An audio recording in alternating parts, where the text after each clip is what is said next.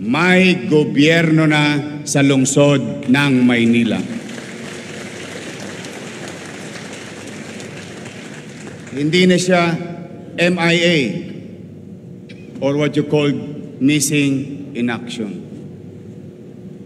As we proclaim to the world that Manila is now open for business, we also warn bad actors that is now close to crime.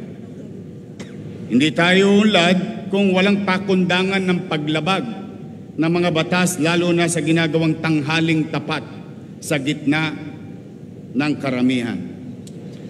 Kaya yung mga akyat truck ng Arten, pumanatag kayo, araw-araw, pinapakain po natin sila. Binigyan pa natin ng gwardya. Lahat ngayon ng mga nakalawit natin sa Arten, nasa hoyo na po. We will not stop until they stop. They may succeed from time to time, but the law will catch up. And we will put things in right order. The danger of petty crimes becoming common at naging image ng gobyerno that is so inefficient and it cannot even resolve street crimes caught on camera. There are no big crimes or small crimes. There is only crime. Kung hindi masugpo, ano na lang ay kakantsaw sa atin ng mga gustong mamuhunan sa ating lungsod. Kung mga Tolonges, hindi natin masugpo, paano na kaya ang mga tunay na tulisan? Maliban sa kalinisan, kaayusan at pagsugpo ng krimen ay ating tinutukan. Kaya naman, tumaas ng 9.2% ang crime solution efficiency ng Manila Police District. Ang ibig pong sabihin, as I have promised sa mga Tolonges at Tulisan sa Maynila, yes, I may not prevent you harming others. But if we fail in preventing you, I guarantee you, sa masulok kayo ng Pilipinas, tatalupang ko ang buong Pilipinas, mapapanagot ko kayo sa mata ng batas dito sa lungsod ng Maynila. This is the rationale why we began our term with ground war of hitting the ground running after crooks and hitting the streets, cleaning it, lighting it, and clearing it of obstruction. Alinsunod na rin sa mga ipinangako ko, matapos natin inilapat ang ating kamay sa Biblia, that I will build a smart government. And by smart government, a street smart government. Na ang pagbabago hindi kailangan na sa PowerPoint lamang, pero kita sa ebidensya ng kalsada. Streets rid of garbage, streets free of crime, streets lighted at night, streets where commerce and traffic can do and coexist. Bakit ito ang focus natin? Simple lamang po. To show proof of concept that Manila is now under new management. One that makes sure that laws are implemented, rules are followed, basic courtesy is extended, problems are solved, and complaints are acted upon.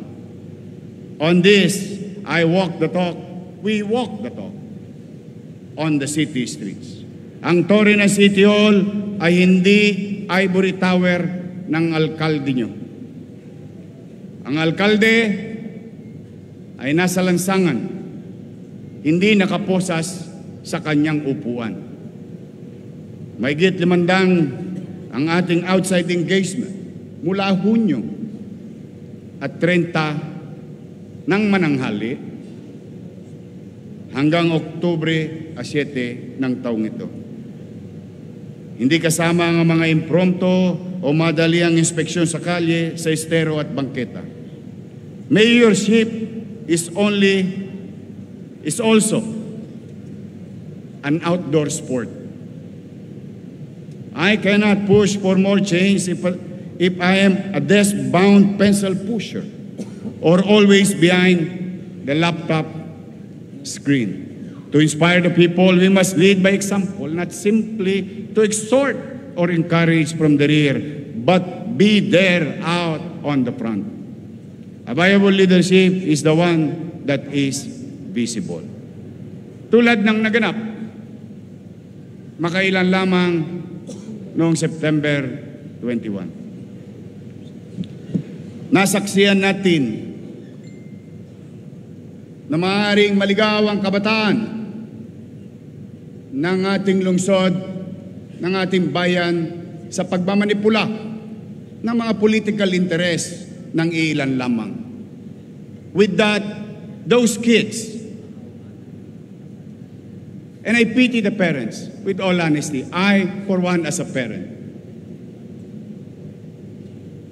hinikayat na makapamerwisyo ng kapwa, makapamerwisyo ng kapaligiran, makapamerwisyo at makapanakit ng kapwa.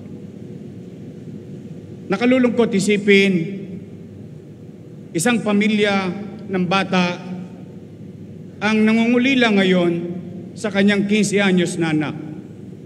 At the same manner, isang matanda naman na takot niya na mapangalagaan lamang ang kanyang hanap buhay, nagawa niyang ilagay ang batas sa kanyang kamay, na ngayon ay ang pamilya ay lumuluha din sa kalungkutan, dala ng pagkakakulong ng kanilang ama. Nakakalungkot.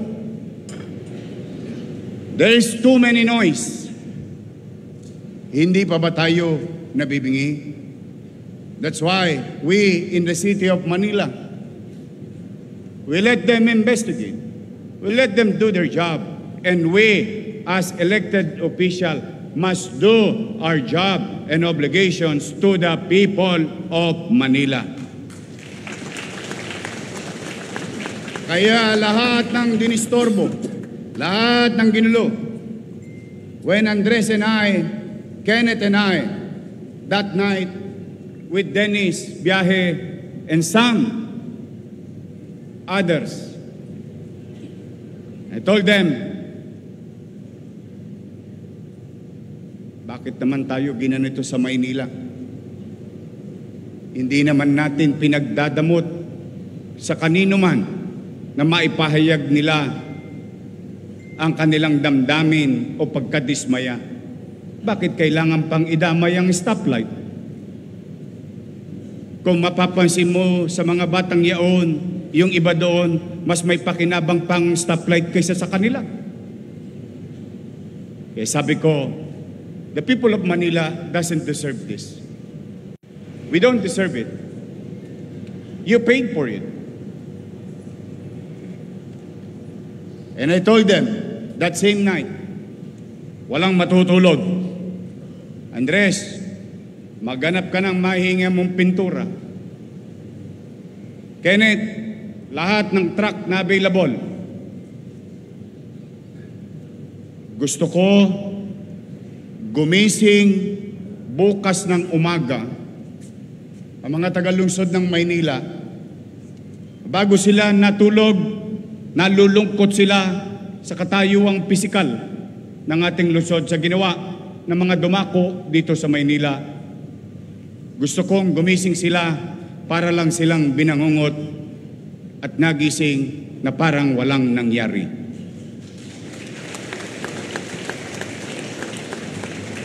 Yes, we did it. Salamat sa kanila. Alas 10 ng gabi, naglinis. Natapos ng alas 12. Alas 2 na madaling araw, dumating naman ang engineering. Nagpintura, natapos ng alas 7 ng umaga. Kung inyong susumahin, para lang kaming hindi natulog ng gabi. Ngunit hindi nabanggit, maaaring hindi napansin, the day before that, hindi pa kami natutulog sa paghahanda ng MHD, ng MDRRMO, ng Red Cross na partner namin, kung saan nag-alay kami sa mga dadako sa Maynila ng doktor, ng nurses, ng EMS, pati ihiyan nila tubig upang maiparamdam sa kanila na welcome sila sa Maynila. For 48 hours, your city government did not sleep. But then again, those are water under the bridge. Salamat sa Diyos, salamat sa mga empleyado ng lungsod ng Maynila. Nakaraos tayo.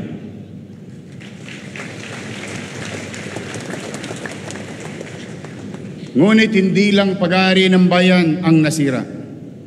Hindi lang mga pulis ang nagalusan, nasaktan.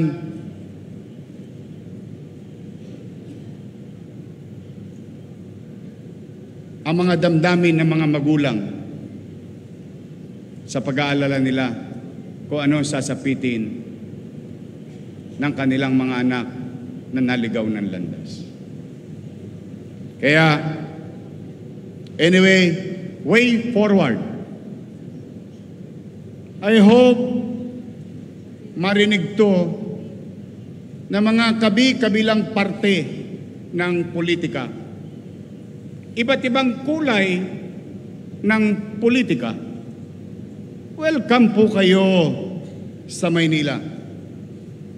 Hindi namin ipinagdadamot ang aming minamahal na lungsod at pamayanan. Punta kayo rito, you can practice freedom of speech, but you don't have freedom to destroy. And I hope next time around, let's discipline ourselves. Kung gusto nyo ng pagbabago, kayo mismo bilang tao, tayo mismo magbago, magdisiplina, magkusang disiplina. Walang karapatan ng sinuman, kahit sa batas at sa mata ng Diyos, na binigyan ng karapatang mamerwisyo, manakit ng pisikal ng kapwa niya. Wala po yun, technically and morally. But again, you're always welcome in the city of Manila. But those people, I'm just awaiting for your warrant of arrest, because there are some individuals who are still at large. The moment na lumabas yung warrant of arrest, sumuko ka na. Dahil tatalupang ko ang buong Pilipinas, papapanagutin kita sa mga tagalungsod ng Maynila sa batas ng ating bansa. Not today, not in our city. In Manila, we mean what we say, and we say what we mean. Here, those are the commitment, those who committed crimes are pursued by police, not by press release. Sa lahat ng mga ito, ipinapakita natin our consistency to our commitment. Kaya, ang gusto ko, gobyernong laging mabilis kumilos. Confidence ang kailangan ng pamahalaan. Confidence sa puso't isipan ng mamamayan. Kapag ang mamamayan may tiwala sa pamahalaan, mas mabilis na abante ang ating komunidad at syudad.